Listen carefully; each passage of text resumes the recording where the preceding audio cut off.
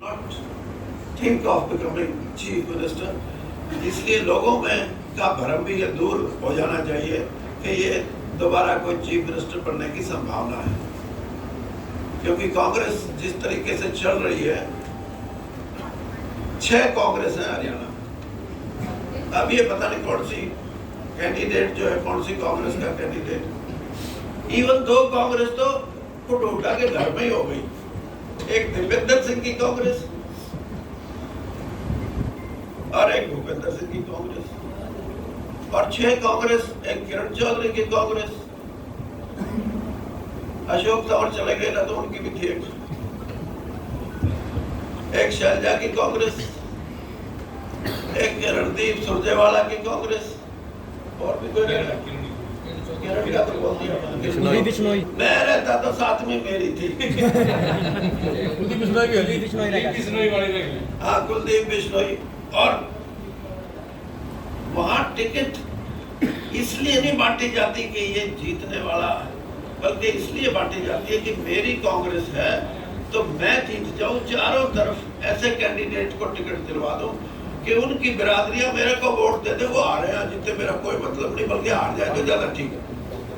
मैं कांग्रेस का general secretary in charge रहा हूं 7 राज्यों का, जिसमें उत्तर प्रदेश, राजस्थान, मध्य प्रदेश, हिमाचल, उत्तराखंड और कर्नाटक और महाराष्ट्र की 2 बार मैंने टिकटें बांटी है।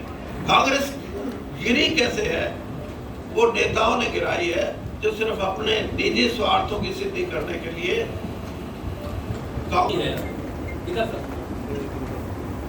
तो भूपेंद्र सिंह हुड्डा का भविष्य क्या देख रहे हैं?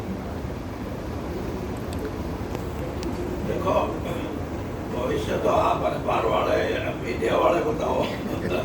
आप कि कांग्रेस पार्टी कांग्रेस नहीं है, सिकुड़ती हुई पार्टी है। उसमें भी 5-6 ग्रुप हैं।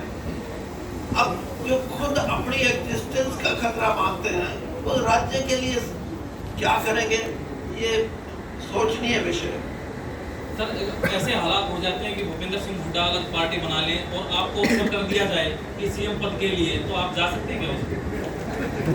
ये तो एक देखो, ये सवाल आखिर में पूछना, अभी और बहुत सवाल। ये इच्छा भी रह रही सर।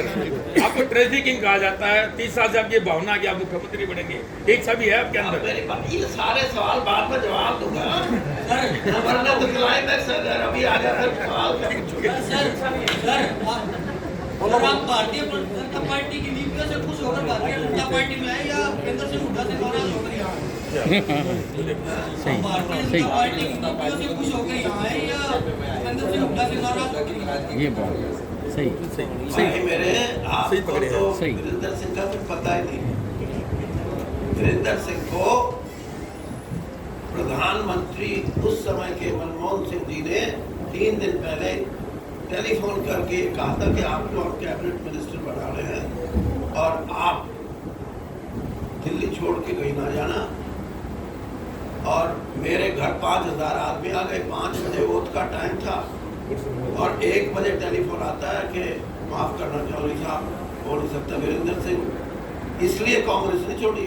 मेरा आत्मसम्मान की बात है। मैं जिस पार्टी को मैंने 40 साल सिंचा हो और वो इतना बड़ा मेरे साथ धोखा करे। मैं और बताता हूँ अगली बार। मेरे को सोनिया गांधी जी ने कहा कि आप मोदी जी के साथ जाओगे। मैंने कहा जी आप बता दो, मैं तो और कहीं भी चला जाऊंगा। तो कहने लगी अपनी पार्टी बना लो। मैंने कहा 100-200 करोड़ रुपए दिलवा दो, मेरे पास तो पैसा है नहीं। वो कहने लगी मेरे पास भी नहीं। मैंने कहा फिर इनसे दिलवा दो, ये जो आप समझ गए हो। रोजगार में सहकारी चीनी मिल, एक देवीलाल सहकारी चीनी मिल है। सिर्फ अब तक जो वहाँ पर अब तक विकास की बात आप कर रहे हो, चुनाव की घोषणा होने के बाद IMT का भी मामला आ गया। चावल भाई मेरी 1 मिनट पहले मेरी सुन, अरे ना मेरी सुन लो। मैं ये काम कुमा की बात का हमको जवाब नहीं दूंगा। मुझे पॉलिटिकल बात करो यार, मजा आ गया। आप ये कहिए सर, मेरा एक सवाल है। हाँ बोल। आपने 6 कांग्रेस की बात की, मैं ये कह रहा हूँ आधी कांग्रेस भारतीय जनता पार्टी में आ रही है, तो क्या भारतीय जनता बीजेपी कांग्रेस एक कह दिया जाए तो ये अतिशोक्ति तो नहीं होगी।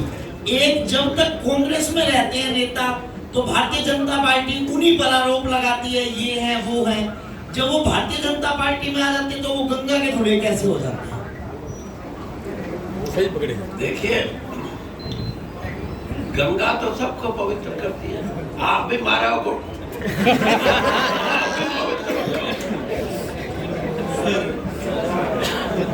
प्रदेश में जो किसान जो आंदोलन कर रहे हैं, ऐसे किसान अध्यादेश जो लेके आए, जो एक्ट में जो बदलाव किया गया है, वो छोटू राम जी वाला एक्ट जो है उसमें जो बदलाव किया गया है, वो पहले वाला एक्ट ठीक था या अब वाला एक्ट ठीक वो रहेगा।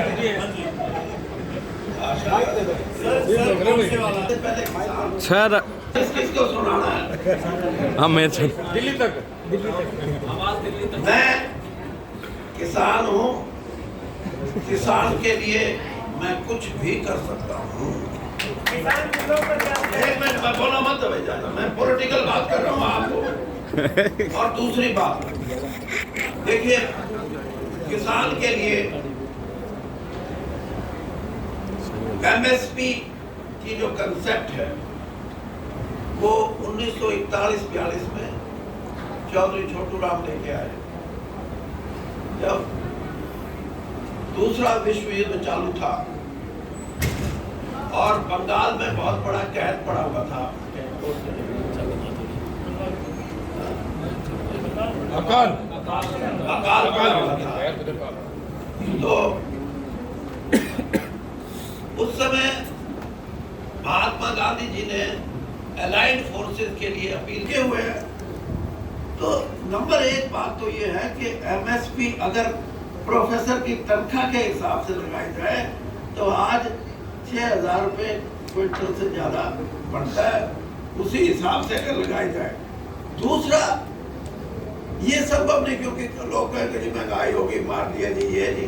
दूसरी जो चीज है वो है कि किसान को डोमिनेट करे किसान वैल्यू एडिशन।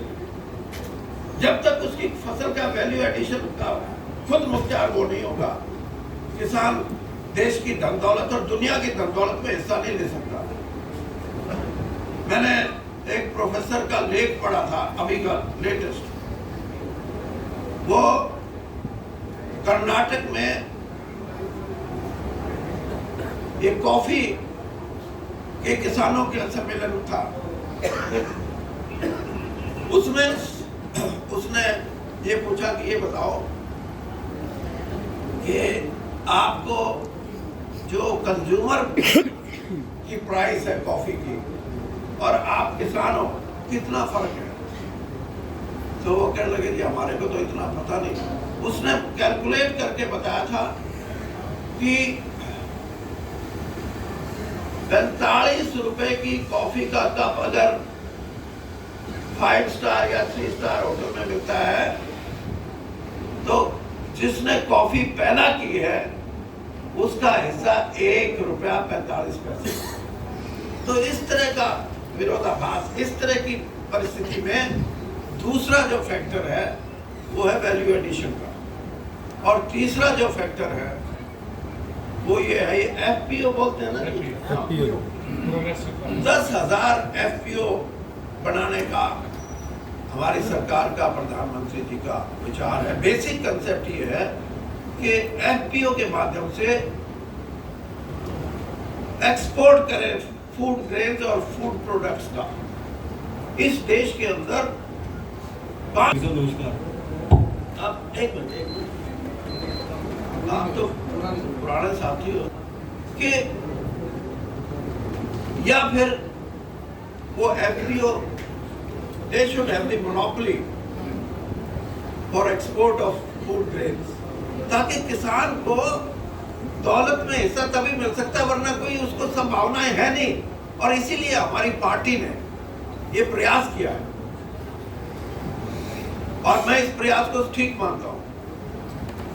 दूसरा प्रयास जो लोगों ने बहुत क्रिटिसाइज किया उसका, वो हमारा ये जो डीमोनेटाइजेशन था उसको भी लोगों ने दूसरे तरीके से पेश किया। ये सारे के सारे प्रधानमंत्री के जो अटेम्प्ट हैं वो प्रो पुअर है, प्रो किसान है, और इन बातों को समझने का समय लगता है। देखिए आप अभी ये, क्योंकि ये जल्दी में, इसलिए मैं अपनी बात खत्म कर दूँ, वरना मैं एक्सप्लेन कर सकता हूँ कि क्यों आज जरूरत पड़ी। जब 1966 में 66 रुपए क्विंटल भाव तय किया गया, 30 साल तक हरियाणा पंजाब के किसान ने अपनी आर्थिक अवस्था को मजबूत किया, लेकिन 2000 आते आते प्लेटो आ गया। अब अगर 50 रुपए 100 रुपए क्विंटल बढ़ा भी जाए, दे दिया जाए, तो उसका पड़ता दिखाता उसको। तो इसलिए इस सारे हमारे प्रयास का quantum jump, to give quantum jump to the farmer for his produce, ये है।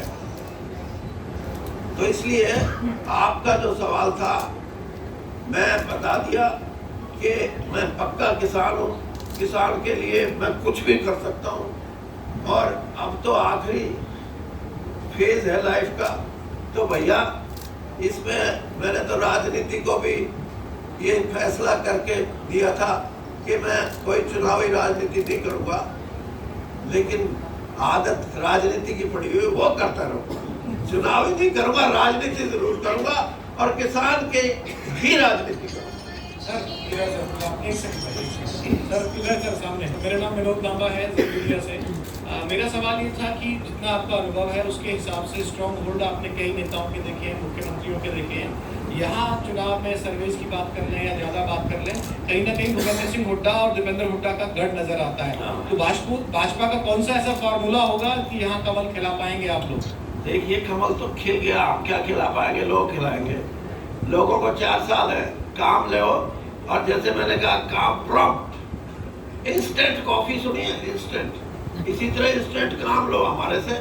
और लोगों की ये भावना भी है, क्योंकि यहाँ काम हुए नहीं। अगर काम होते तो लोग ये भी कहते कि हमारी तृप्ति है। मैंने जो कहा, मेरी बात को मैं आई स्टिल रिपीट कि भूपेंद्र सिंह हुड्डा से जब भी यहाँ कैंडिडेट जीतता था, ये उम्मीद थी कि ये मुख्यमंत्री रहे और हमारे काम करेंगे, लेकिन आया इनका कभी नहीं। अब आगे मैं ही कहता हूँ कि मुख्यमंत्री नहीं, अब तो मैं भूपेंद्र सिंह हुड्डा दोनों मिलके आराम से घर रहा करेंगे, कोई ज्यादा जल्दी की बात नहीं। चौधरी साहब सवाल आपके व्यक्तित्व के मुताबिक फर्क नहीं पड़ता चौधरी वीरेंद्र सिंह किसके झंडे के नीचे खड़े हैं या बैठे हैं, उनको जो कहना वो कहते हैं। तो सवाल कुछ ऐसा ही है। उम्मीद रखता हूँ कि ईमानदारी से ये परवाह नहीं करेंगे कि आप बीजेपी की प्रेस कॉन्फ्रेंस में बैठे या झंडे के पीछे बैठे। चौधरी छोटूराम ने अपनी एक जनसभा के अंदर कहा था कि जाट करेगा राज और राज करेगा जाट, ये नारा दिया गया था।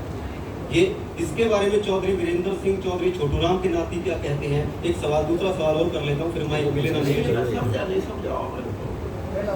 पहला सवाल ये है कि चौधरी छोटूराम ने कहा था कि राज करेगा जाट और जाट करेगा राज। चौधरी वीरेंद्र सिंह क्या कहते हैं? उन्होंने कभी ये नहीं कहा। उन्होंने वो पीसेंट्री के लिए लड़े सारी उम्र। उन्होंने जाति से ऊपर उठ के, आज भी आप यहाँ किसी वकील से पूछना जो 20 साल पहले लाहौर जाके आए, डेलीगेशन गया था, अकेले एक आदमी की तस्वीर है लाहौर की असेंबली में, हिंदू की, वो छोटूराम की तस्वीर है, इसलिए कि उन्होंने किसान के लिए किया।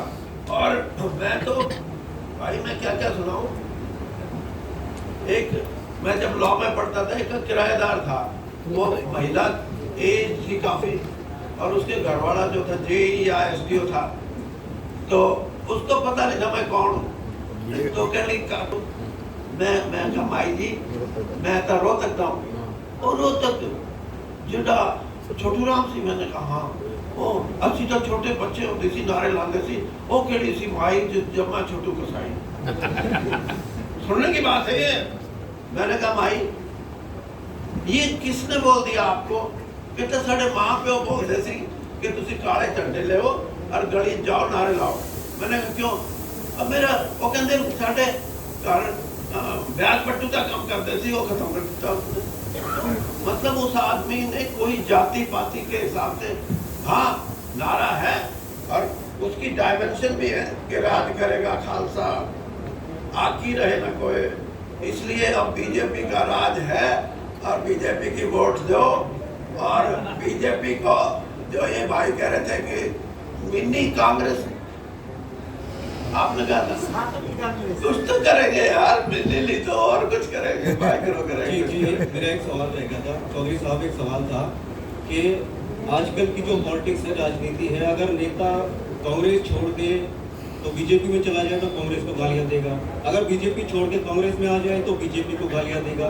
मतलब जो राजनीति है क्या उसके अंदर सुचिता मूल्य कुछ रहे नहीं क्या? चौधरी वीरेंद्र सिंह के हिसाब से मतलब आज की पॉलिटिक्स का क्या? भाई मैं आपके सवाल बहुत इम्पोर्टेंट है, मैं इसको इस तरह एक्सप्लेन करता हूँ। देखिए जो एंटी डिफेक्शन लॉ है ना, इसने पार्टीज को बॉस बना दिया, पॉलिटिकल आउटफिट जो है इंडिविजुअल के मुकाबले। और इसलिए जो भी छोड़ के जाता ना कहता दम घुट रहा था। आप मीडिया के लोग मजाक उड़ाते हैं यार, सब जो भी जाता छोड़ के कहता, लेकिन ये इस बात में कहीं ना कहीं सच्चाई है कि जो पार्टी का बॉसिज्म है उससे कई बार खिन्न होके तंग होके लोग पार्टियां छोड़ते हैं। और उसका सबसे बड़ा कारण ये है कि एंटी डिफेक्शन एक्ट जहाँ भी उसके फायदे भी हैं, मैं ये नहीं कहता, लेकिन उसका नुकसान ये है कि पर्सनल लिबर्टी जो आदमी की है उसको रिस्ट्रिक्ट कर दिया जाता है। ये एक्ट आया था आप एमपी थे मेरे ख्याल से, जब ये एक्ट आया था आप 85 में एमपी चुने गए थे, और उसी टाइम ये एक्ट आया था। जब ये एक्ट आया था 85 में तब आप एमपी चुने गए थे 85 में।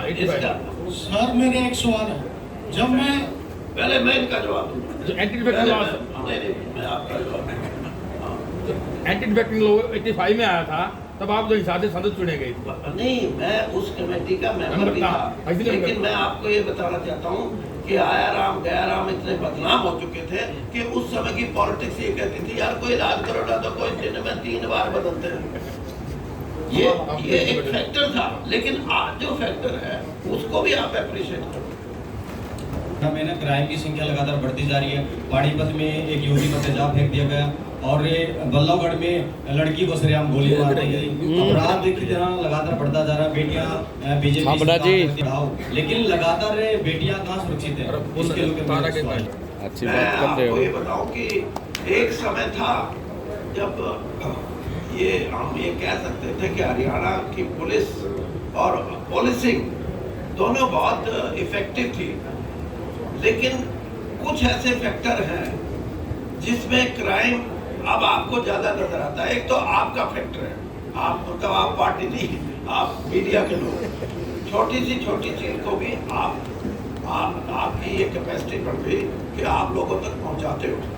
लेकिन दूसरी बात मैं ये कहूँगा कि हमारे जो पड़ोस का सिस्टम है, खासतौर पे उत्तर प्रदेश में ये मेरठ, शामली, ये सहारनपुर और फिर हमारा 2 शहर ऐसे हैं जिनका साइज बहुत बढ़ गया, गुड़गांव और फरीदाबाद। इन को ये सही बात है कि क्राइम लगता है, लेकिन फिर भी हमारी सरकार एफिशिएंटली इस चीज़ को डील करती है।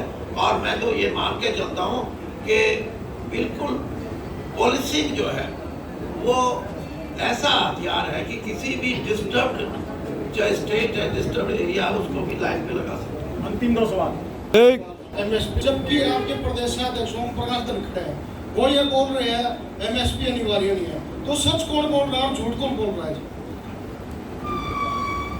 भाई बात ये है, आप एक बात समझो कि ना तो धनखड़ की कोई अथॉरिटी एमएसपी को हटाने ना जो कह रहे हैं एमएसपी मेरा एक करोड़ लोग जो किसानी से जुड़े हुए हैं उनके जो अधिकार है, एमएसपी का अधिकार है, उनका अधिकार किसी की ये मंशा नहीं है कि उस अधिकार पे कोई चोट लगाए। और प्रधानमंत्री तो बिल्कुल बोल चुके हैं और हमारा एग्रीकल्चर मिनिस्टर नरेंद्र तोमर जी तो खुद मैंने बंद कर रहा हाउस में कहा है कि भाई एमएसपी यूं क्यों रहेगी, एमएसपी की परचेज यूं क्यों रहेगी, और एमएसपी सिर्फ अभी तो 23 या 26 फसलों पे है। हमारा तो ये भी है कि इसको और भी उसका व्यापक रूप हो, ताकि कोई ऐसी फसल उगाए कार हो। अंतिम सवाल, उसको कानूनी रूप देने में क्या हर्ज की बात है? देखिए, आप सगाई करते हो ना, सगाई के सिस्टम है, ठीक और बड़ा होगा, ठीक का कौन सा छोटा वायदा हो गया, ये कहीं लिखे हुए नहीं है, तो एमएसपी भी है रहेगी। काम तो सरकार कर रही है, उसमें बात नहीं करेंगे, राजनीतिक चर्चा करेंगे, ठीक है। काम बीजेपी सरकार कर रही है और अनेक काम हुए हैं, 3 जो कृषि कानून है वो लागू हुए हैं। तो आप ये बताओ कि आप प्रेस के हो या कोई किसान हो या क्या? प्रेस सर, जबरदस्त हरियाणा से भी जी जी, वरना यहाँ पगड़ी वाले हमारे कार्यकर्ता भी घूम रहे हैं। किसान पत्रकार लगा लो जी, किसान के घर में जन्म लेके तो अच्छी बात है। तो सीधा सा सवाल ये है कि काम बीजेपी सरकार कर रही है, 3 कृषि कानून आए हैं, तो काम को छोड़ के वीरेंद्र सिंह की राजनीतिक सोच इन 3 अध्यादेशों, 3 कानूनों के कितने पक्ष में है? मैंने बता दिया। देखिए, अभी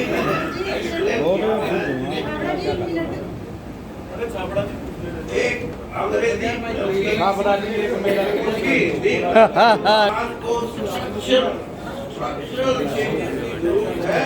जो मैंने बात कही, ताकि इस देश की धन दौलत में हमारा हिस्सा हो। यार मेरी साथ पढ़ लिया, मैं तो वकील पढ़ गया, और मेरे साथ जो लॉ करके गया था उसने फैक्ट्री लगा ली, वो तो 2 साल बंगार मांड है, पूरा रुमाल भी लावे, घर में जो कानून। तो ये जो दौलत का बंटवारा है, ये किसान को संघर्ष करके 2 बातें अगर वो करते कि एक तो वो वैल्यू एडिशन में मालिक बन जाए, और दूसरा जितना भी एक्सपोर्ट है वो किसान के माध्यम से हो, तो फिर हमारा दौलत में हिस्सा होगा। और वही आप पूछ लो नहीं, एक ही शब्द का आंसर चाहिए था, कितना पक्ष में आप हैं, बस आप पूछ लो, आप पूछो सवाल। एक ही शब्द का आंसर चाहिए था कि कितना पक्ष में, कितने परसेंटेज? नहीं, परसेंट थोड़ा हुआ है, एक आप वोट बता दो कितने जीतेंगे या कोई बात नहीं। कांग्रेस में, कांग्रेस को भीतर से जाना है। हाँ, अगर आप कांग्रेस में होते, आपने ये कहा मैं कांग्रेस में होता तो मेरी पार्टी भी अलग होती। अगर आप कांग्रेस में होते तो इन 3 कृषि कानून को किस वजह से देखते? क्या कर देते? अगर आप कांग्रेस पार्टी में होते तो आप इन 3 कृषि कानून को किस नजर से देखते, किस नजरिए से देखते? आज बीजेपी का बन क्या है? कि मैं कांग्रेस में था, मेरे को सेंटर में मंत्री बनाया गया था, उस कारण मेरे को नहीं बनाया गया, पहले बोल दिया गया मंत्री बनाया गया। इसी तरह आपको तो मंत्री बनाया भी नहीं था, 2 पार्टी छोड़ के आ गए थे। यहाँ से ऐसे ही हमारा बड़ौदा गुहाना हल्के में जैसिम ठेकेदार को 3 दिन टिकट दी गई थी, और इन्हें मांगा भी था, फिल्म की काट दी गई, इन्होंने नहीं पार्टी छोड़ा। ठेकेदार की सुन लो, इससे बड़ी आदमी नहीं मिलेगा कोई।